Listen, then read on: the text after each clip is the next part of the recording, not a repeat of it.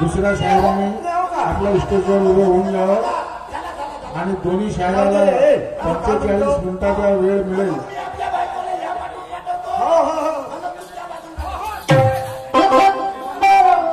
कुत्रा धुत्रा नानांच्या घरी भुकते तसा कारा कुत्रा बाई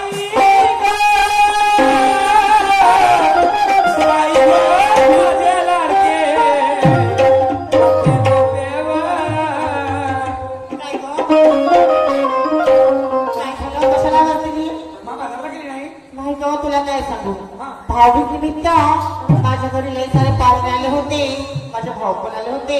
त्यांना औषध लावलं, त्यांचा स्वयंपाक पाणी करता करता मला उशीर झाला म्हणून मी बाजारला नाही गेली ग.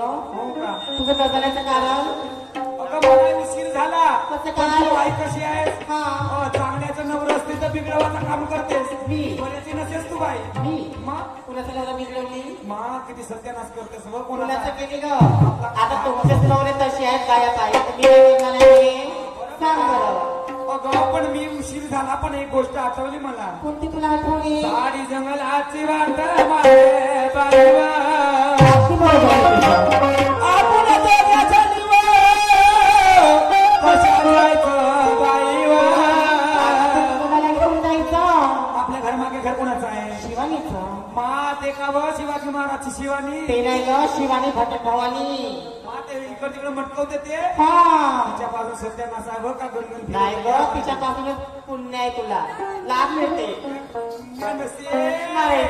अगे ते बायको काय रुंदी हो का गे गणगण गणगण फिरवते आम्हाला तुम्हाला गे. खरी गोष्ट आहे पण चाल पण काही असो चाल तिच्याकडे जायचं. तिच्यापासून लहान असो पण तिची कीर्ती महान आहे.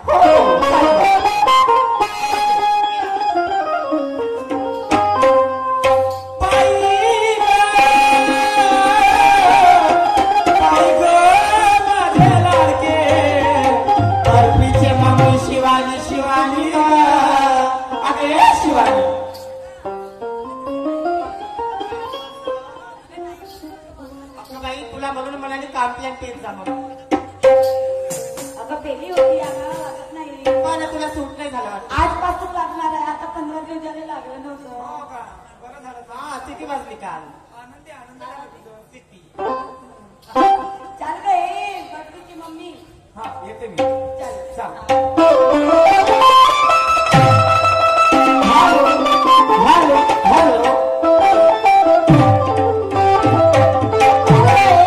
मावशी. हा चाल शिवानी. चाल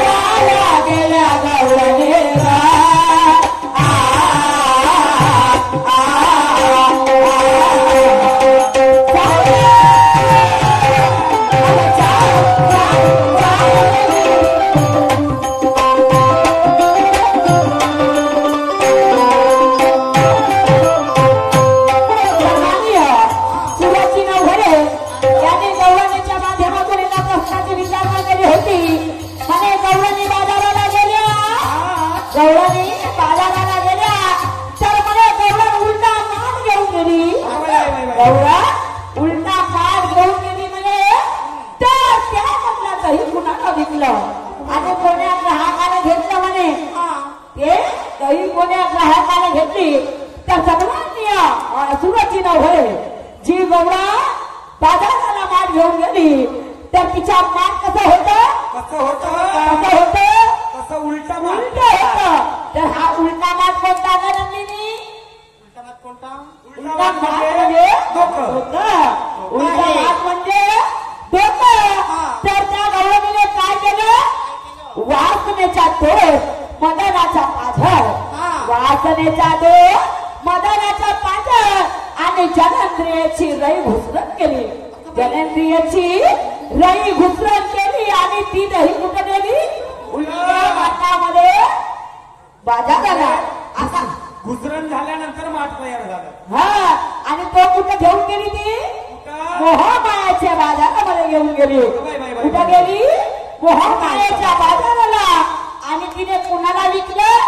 तर तो ग्राहक होता देहरूपी. ग्राहक कोणता होता?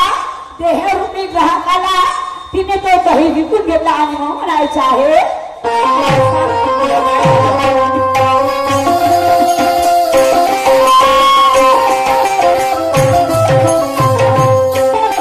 वासना दोरा मदन पाजला करून त्याचा भुसरा नगा. करून त्याचा भुसरा नगा. बाजाराला गेल्या गौराने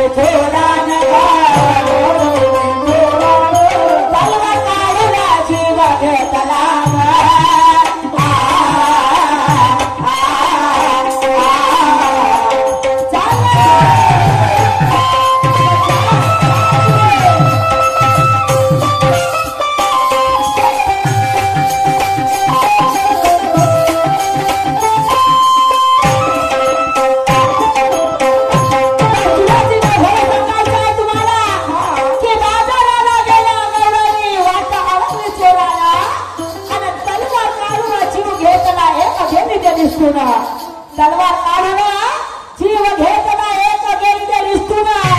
जेव्हा कवळ्याने बाजाराला गेल्या त्यांनी आपला दही विकला. पण जेव्हा त्या घरी वापस निघाल्या तर त्यांना एका चोराने अडवलं. तेव्हा त्या चोराने अडवलं. तर त्या चोराने जेव्हा अडवलं तर त्यामधून एक गवळा निसटून गेली. एक गवळा निसटून गेली.